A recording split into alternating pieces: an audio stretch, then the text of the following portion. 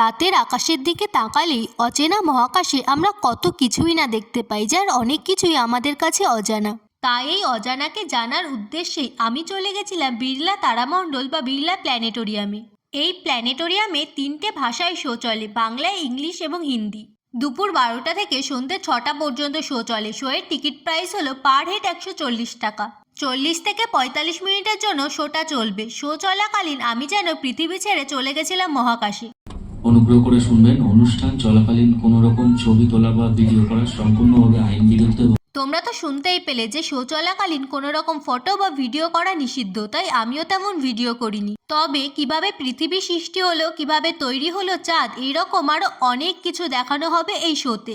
Show শেষ হওয়ার পর প্ল্যানেটোরিয়ামের যে গ্যালারি রয়েছে ওটাই আমি ঘুরে দেখছিলাম।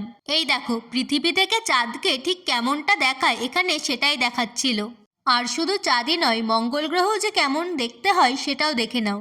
তো তোমরা দেখতেই পাচ্ছ এখানে সমস্ত কিছুই মহাকাশ সম্পর্কিত। আর এখন তোমরা যেটা দেখতে পাচ্ছ সেটা হলো সৌরজগতের বিভিন্ন গ্রহে আমাদের ওজন কত হবে, মানে শুক্র গ্রহে আমাদের ওজন কত হবে বা চাঁদে আমাদের ওজন কত হবে। তো মহাকাশ সম্পর্কিত এত কিছু অজানাকে জানার জন্য অবশ্যই চলে যেতে হবে বিড়লা তারামণ্ডলে। তোমরা কে কে বিড়লা তারামণ্ডলে ঘুরতে গেছো সেটা আমাকে অবশ্যই কমেন্ট করে জানাবে।